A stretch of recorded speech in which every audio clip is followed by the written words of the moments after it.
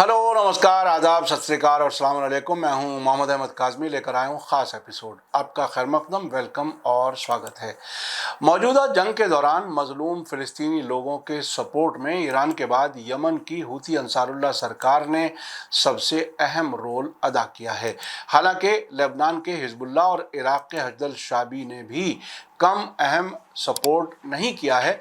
एक बार हिज़्बुल्लाह के leader Hasan Nasrallah ने कहा था कि यमन एक हुकूमत है जिसकी सपोर्ट बहुत अहम है और वो बहुत कुछ कर सकते हैं। हाल ही में 22 से 25 मार्च के दौरान यमन की राजधानी सना में तीसरी इंटरनेशनल कॉन्फ्रेंस हुई है, जिसमें न सिर्फ एक्सिस ऑफ रेजिस्टेंस के नुमाइंदों ने शिरकत की, बल्कि वेस्टर्न मुल्कों के खास तौर से अमेरिका, ब्रिटेन, आयरलैंड और साउथ अफ्रीका से भी अहम शख्सियात ने हिस्सा लिया।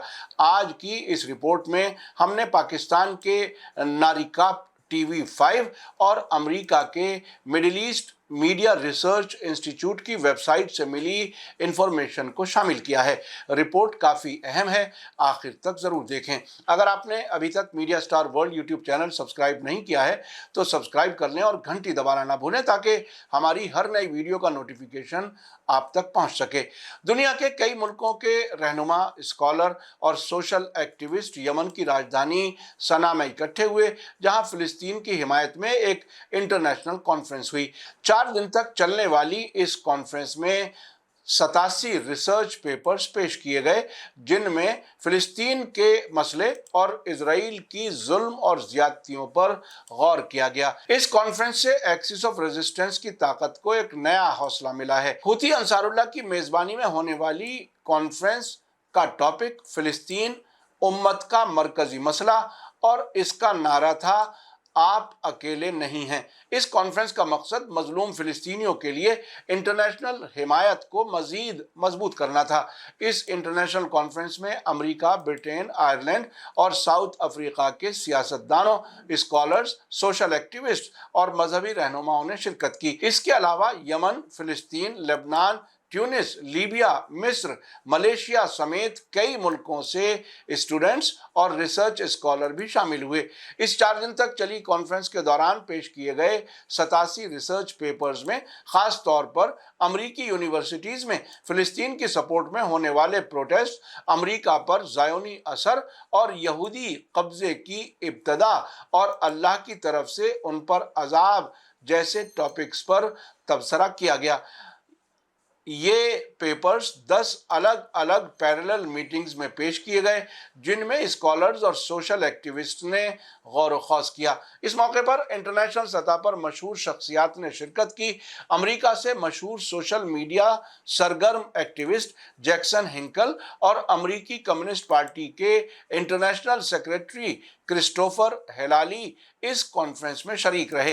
हिंकल ने सनआ में Houthi leader Mohammed Ali al Houthi और यमनी फौज के स्पोक्सपर्सन जनरल याह्या सरी से भी मुलाकातें की। आयरलैंड से मशहूर सियासतदान मिक वॉलेस और क्लेयर डेली, जिन्होंने फिलिस्तीन की सपोर्ट में यूरोपीय पार्लियामेंट में भी कई बार आवाज बुलंद की है, इस कॉन्फ्रेंस में मौजूद थे। वॉलेस ने अपनी तकरीर में कहा कि यमन उन चंद मुल्कों में से है जो आलमी इंसाफ के लिए अपनी आवाज बुलंद कर रहे हैं। ब्रिटेन से रशिया टुडे RT की रिपोर्टर और जर्नलिस्ट स्टीवन स्वीनी ने भी कॉन्फ्रेंस में शिरकत की और वहां से लाइव रिपोर्टिंग की। साउथ अफ्रीका के मशहूर सियासी रहनुमा और नेल्सन मंडेला के पोते ज़्वेलिवेलिल मंडेला ने भी सनआ में मौजूद रहकर फिलिस्तीन की हिमायत में नारे बुलंद किए। उन्होंने कहा, दरिया से समंदर तक फिलिस्तीन आज़ाद होगा, जिंदाबाद हमास, जिंदाबाद हिजबुल्लाह, जिंदाबाद अंसारुल्लाह। रिपोर्ट के मुताबिक यमन की सरकार ने इस कॉन्फ्रेंस को सिर्फ एक कॉन्फ्रेंस के तौर पर नहीं, बल्कि मजलूम फिलिस्तीनियों की हिमायत में एक बड़े कदम के तौर पर देखा है। यमनी सरकार के आला सियासी काउंसिल के मेंबर डॉक्टर अब्दुल अजीज बिन हब्तूर ने कहा कि फिलिस्तीन सिर्फ एक सियासी मसला नहीं, बल्कि तमाम इंसाफ पसंद इंसानों का मुश्तरका मसला है। इस मौके पर साबिक इराकी प्राइम मिनिस्टर आदिल अब्दुल मेहदी ने कहा कि यमन ने फिलिस्तीन के लिए एक नई रेजिस्टेंस स्ट्रेटेजी तैयार की है जो अब इजरायली हुकूमत के लिए एक नए चैलेंज की तरह सामने आ रही है। उन्होंने यमनी फौज की हिम्मत की तारीफ की और कहा कि अब कोई भी महाज अकेला नहीं रहेगा। इस कॉन्फ्रेंस में हमास के यमन में नुमाइंदे मुआज अबू शम्माला ने कहा कि यमन और फिलिस्तीन एक ही जिहाद का हिस्सा हैं। उन्होंने इंटरनेशनल बिरादरी से मांग की कि वो गाजा में जारी कत्लेआम को रोकने के लिए ठोस कदम उठाएं। उन्होंने कहा कि यमन की रेजिस्टेंस पॉलिसी आलम इस्लाम के लिए एक पैगाम है कि ज़ायोनी दुश्मन का मुकाबला किया जा सकता है। नतीजे के तौर पर कहा जा सकता है कि इस इंटरनेशनल कॉन्फ्रेंस ने यह साबित कर दिया है कि रेजिस्टेंस अब सिर्फ गाजा, बैतुल मुक़द्दस और कुद्स यानी यरूशलेम तक महदूद नहीं रहा, बल्कि ये एक इंटरनेशनल मूवमेंट बन चुका है। यमन में हुती अंसारुल्लाह की मेज़बानी में हुई इस कॉन्फ्रेंस ने यह साबित कर दिया कि इंटरनेशनल लेवल पर फिलिस्तीन के हक में आवाज़ें उठ रही हैं।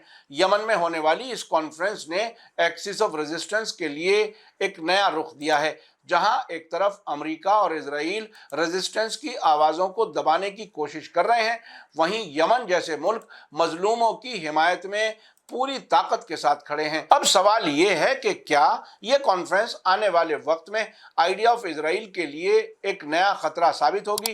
क्या रेजिस्टेंस की इस नई लहर से फिलिस्तीन की आज़ादी की राहें खुलेंगी? ये सवालात और उनके जवाब आने वाले वक्त में इंटरनेशनल सियासत का रुख तय करेंगे। मीडिया स्टार वर्ल्ड का आज का एपिसोड आपको कैसा लगा कमेंट्स में ज़रूर लिखें। थैंक यू, धन्यवाद, शुक्रिया। जय भारत, जय हिंद। मीडिया स्टार वर्ल्ड के और वीडियो देखने के लिए हमारे चैनल को सब्सक्राइब करें और सीधे नोटिफिकेशन पाने के लिए बेल आइकन दबाएं।